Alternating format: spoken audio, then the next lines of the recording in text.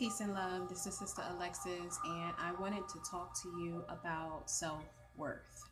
Self worth, in particular, for a woman, and a woman that dates, a woman that is single. So, what I find is that some people, when they are in the field of dating, that they sometimes get desperate. They sometimes get desperate, and I'm not speaking from experience, uh, from my own personal experience, more so just dealing with friends, so that type of experience. And they get desperate, they get lonely, they don't enjoy their own company, they keep wanting things that they don't have, they keep desiring things and focused on the things that they don't have versus focusing on the things that they do have and the things that can build them. And so it brings them depression, sadness. They feel alone and lonely. They don't feel worthy unless they have someone in their bed. They don't feel worthy if their phone isn't ringing. And so for that reason, they will find a man who maybe does not really reflect their true identity and who they are. And it spins them in an ugly spiral of self hate. And it makes life worse for them. And if you are one of those women who dates man after man after man, and this also can relate to men, and you don't give yourself time in between, you don't heal, you don't cleanse. Your way of healing is by getting in another bed. I want you to really hear what I have to say. You lower your standards because of it, because of you feel like you've been single for so long and maybe what you seek isn't there. And I just want to tell you that there's no way in hell that the Most High, the Creator, would create you without a mate. And if you were in a relationship and it did not work out, if you did not do cleansing in between, ask yourself, be real with yourself about that information, and really do some self examining. It's a must. You cannot go in life without doing self reflection, finding out what part you played, finding out where you could have done better, finding out where maybe your light wasn't as bright, really digging deep in the areas where you may feel uncomfortable going. But in order to release these things, you need to pay attention to them. And that's just the end of it. You have to come into full acceptance of this information. The one thing that really is concerning to me is when women get with men who are fathers and don't take care of their children, and then have children with that man, and then they're surprised when that man doesn't support her, or he's a deadbeat dad to the children when he did not support the children before your child.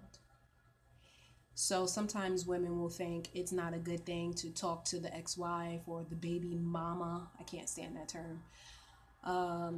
But it's actually very beneficial because this is something that's in our lineage. It's not new for us to know the ex-husband or the ex-wife. It's very important to have a sit down respectfully to understand maybe what went wrong in that relationship, or the new wife's position is to help shine some light on the brother so he can be more available for his other children, because nothing in your life, sister, will go well because you think you got this man and it's all great. Nothing will truly go right in your lives unless that man is taking care of his children previous before you. Okay? So please understand that. Please don't think that you are exempt from that. That could be you. That could be your child growing up. When they become adults in their adulthood and deal with a situation like that.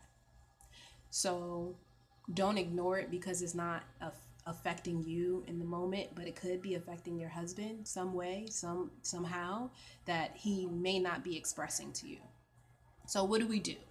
What do we do? Do we just stay single? Okay. Do we feel lonely? Like, what do we do?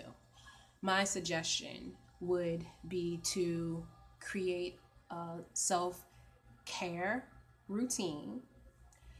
You decide what that looks like. For me, that's healing, cleansing baths on a regular basis with stones, with salt, with herbs. For me, that's creating an altar in my house by using feng shui, if you like, or just using your energy that you feel connected to allow to wherever you feel like the altar needs to be within your house. And you use that altar during the day, at night, just like you would do prayer.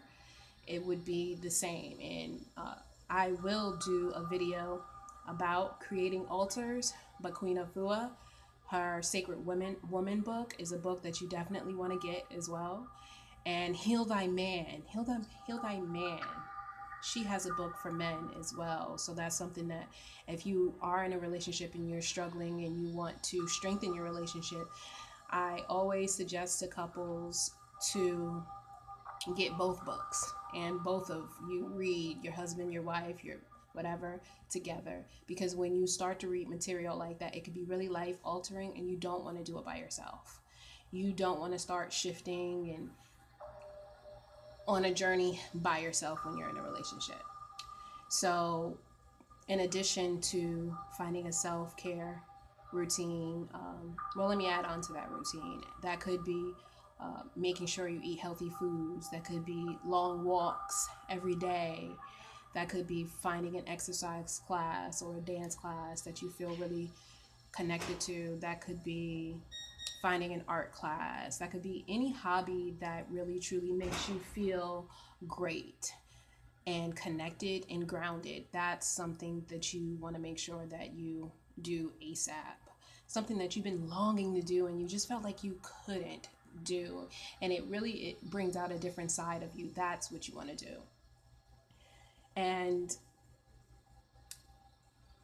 I would also suggest journaling. Sometimes men feel like they shouldn't journal, but it's so beneficial. It doesn't matter who you are. It's life altering. And you want to journal. You want to journal. You want to ask yourself those serious questions. You know, who are you? Can you tell someone who you are without saying your name, without saying I'm a mom, without identifying your job? Can you?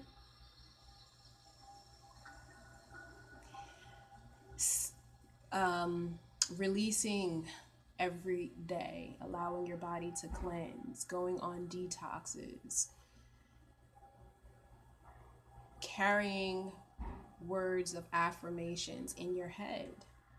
I am beautiful. I am strong. I am courageous. I am fearless.